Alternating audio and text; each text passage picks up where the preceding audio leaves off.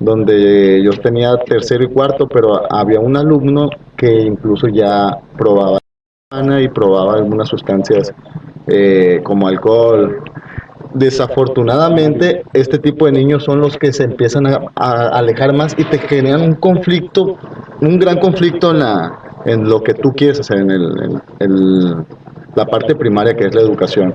Entonces, yo, bueno, como director comisionado, pues la maestra yo la veía que no podía con él y el niño que más tú rechazas es el que más te necesita.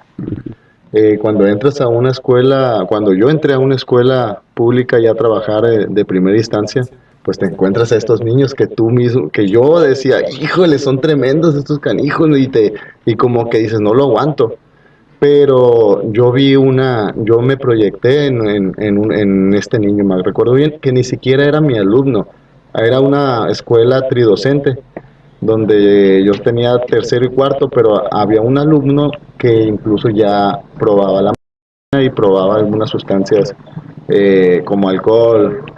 Desafortunadamente, este tipo de niños son los que se empiezan a alejar más y te generan un conflicto, un gran conflicto en lo que tú quieres hacer, la parte primaria que es la educación. Entonces, yo, bueno, como director comisionado, pues la maestra yo la veía que no podía con él y ¿Qué era edad tenían esos niños que ya estaban en ese tipo de prácticas?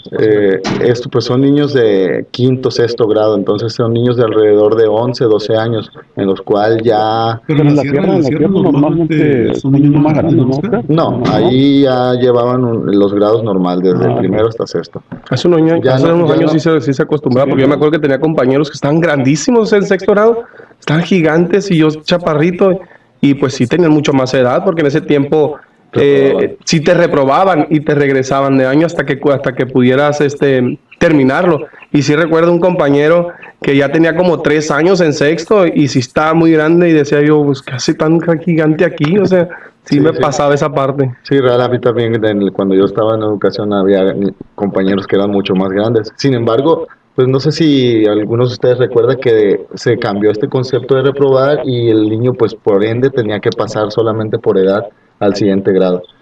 Entonces, Pero en este caso, ese niño que tú mencionas, Oscar, que la maestra no... Veías tú que tenía problemas y todo eso. A ver, hay una película que a mí me motiva mucho de Cantinflas, el profesor rural, este amigo que llega a una comunidad en una carreta y entonces me pongo chinito el hecho de pensar cómo de aquel entonces, cómo llego, veo la película y digo, esta es la realidad de ser maestro. Cómo llegas y dices, yo puedo irme al lugar donde yo duermo y quedarme con los brazos cruzados, pero no fue así, fue mi primer ciclo y yo dije, no, este niño trae un conflicto y quise saber de manera empírica porque yo no tenía ningún conocimiento de psicología excepto lo que te dan en la normal, que es meramente prácticamente nada. Cuando yo llego y escucho al niño, comienzo a ser su amigo, hay un cambio, hay un sentido de que a alguien le importa, alguien me está escuchando y yo no lo escuché en horario de clase. Como la película. Yo salí de mi casa, de donde me quedaba, que era una casita de maestro, y voy y lo busco. Yo no sabía ni dónde vivía, y pues ahí te voy por la comunidad, como literal, el maestro de este Cantinflas, que llega a casa y pregunta por el niño no estaba.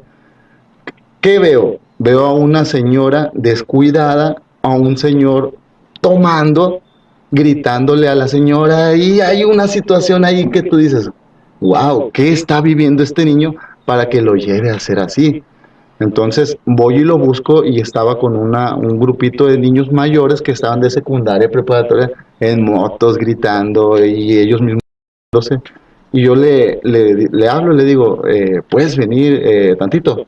Me hizo caso, lo aparté, me acuerdo que nos sentamos en la orillita de una bardita y lo empecé a escuchar. Le dije, ¿cómo estás? No lo juzgué, no lo critiqué, no le dije por qué te estaba hablando.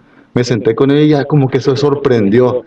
Entonces, de ahí en adelante, yo empecé a entender por qué él era así. Y entendí este concepto del video que nos puso aquella maestra de el niño que es más conflictivo, es el que más te necesita. El niño está gritando, "Ay, escúchenme, ayúdenme". Es una manera de llamar la atención, Oscar. Sí, sí, definitivamente. Y en casa no se entiende, y en la escuela no se entiende, y la sociedad no lo entiende. Entonces, ¿qué hacen? Pues lo rechazan, lo retraen. ¿Qué pasa con este tipo de personas? Se van y se protegen con personas que creen que realmente sí los pueden asistir. Y lo empiezo a escuchar y lo empiezo a... Ese mismo día el niño empezó a llorar y llorar y llorar de la necesidad emocional que él tenía. Lo llevé a su casa, me empecé a preparar, empecé a leer, empecé a pedir consejo. Iba a su casa eventualmente con su mamá, platicaba con ellos, con el papá, literal. Yo recuerdo muy bien la película del maestro de Cantinflas porque yo lo viví exactamente cual fue. Yo lo tomé de ejemplo y hablaba con los papás. El niño empezó a tener una mejora increíble.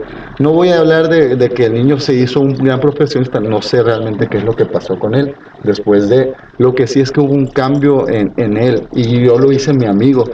Buber, hay un autor del libro Yo Tú, que a mí me encanta cómo creas una conexión con el niño que ya no es maestro-alumno, sino que es de iguales. Cuando tú te pones en un nivel de igual con un niño, el niño crea un lazo contigo maravilloso. Es cuando el niño empieza a escuchar y deja de ser un problema para él dejarse conducir. ¿Por qué? Porque confía en ti. El niño aprendió a confiar en mí y yo aprendí ahí que yo podía hacer algo diferente. Entonces, ¿qué hago yo al otro año?